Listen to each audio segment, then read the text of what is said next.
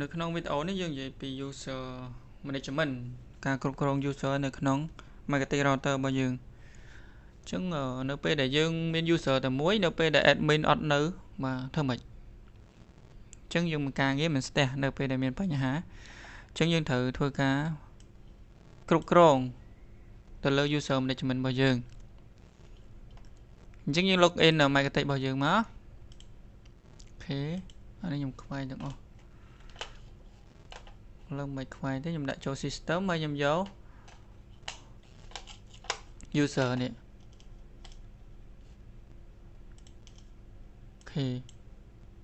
ញ្ចឹងអានេះវា full permission ដោយសារវា admin អញ្ចឹង full permission អញ្ចឹងខ្ញុំចង់អានេះជាប្រភេទ user អានេះ group អញ្ចឹង group វាមាន3នេះ full read write អញ្ចឹង full នេះមានថាប្រើបានទាំងអស់ណា tick មួយទៀតដាក់អស់ហើយ read នេះប្រើបានប៉ុណ្ណេះតែនេះយើងអាច manual បានអញ្ចឹងបន្ថែមបានណាអញ្ចឹងដាក់ឲ្យគាត់ឬក៏ចង់លុបអាណាអូខេយើងអាច tick ទៅដោះ tick អីចឹងទៅហើយយើង apply ទៅហើយនេះ write អូខេយើងឲ្យគាត់ប្រើបានប៉ុណ្ណា set គាត់ណាហើយនេះប្រភេទkey SA key យើងអាច remote តាម SA ក៏បានដែរ private user active មានប៉ុន្មានអញ្ចឹងមាន2បាទ user active អានេះយើងadd user មកអូខេ user 1ទីហោចុះអញ្ចឹងឲ្យ set គាត់ព្រមគេធំតា read ទេឬក៏ write អញ្ចឹងយើងដាក់ទៅហ្នឹងមក read ហើយ password យើងដាក់អត់បើដាក់អត់ទៅចានេះខ្ញុំឧទាហរណ៍ថាខ្ញុំដាក់ password 1 2 3អញ្ចឹងនេះខ្ញុំតេស្តទេអ្នកទាំងគ្នាអាចដាក់ password តាមចិត្តចង់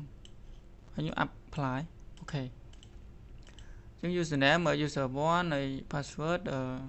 1 2 3 permission វាគឺ read អញ្ចឹងខ្ញុំ exit វាមក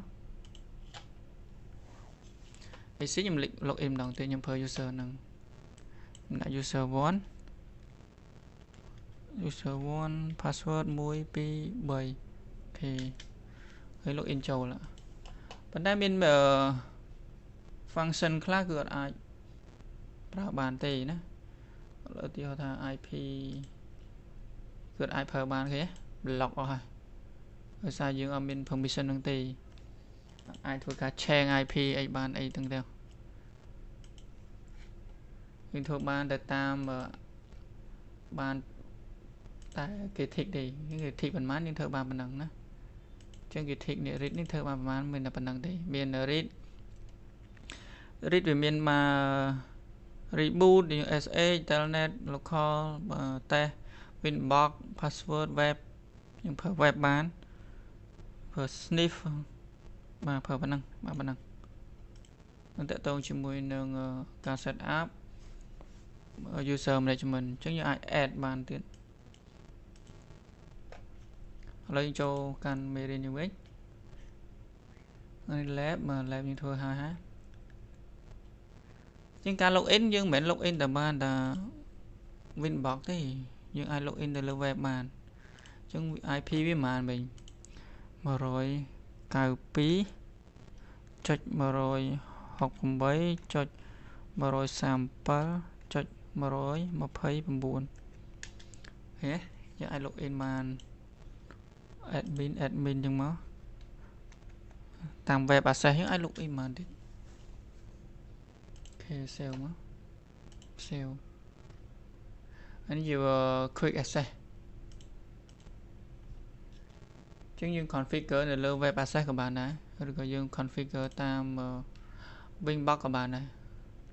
មួយណាស្រួល configure តាមមួយហ្នឹងទៅអូខេនេះតកតងជាមួយនឹងការប្រើប្រាស់ជាមួយនឹង user management ជួបគ្នានៅវីដេអូក្រោយអរគុណ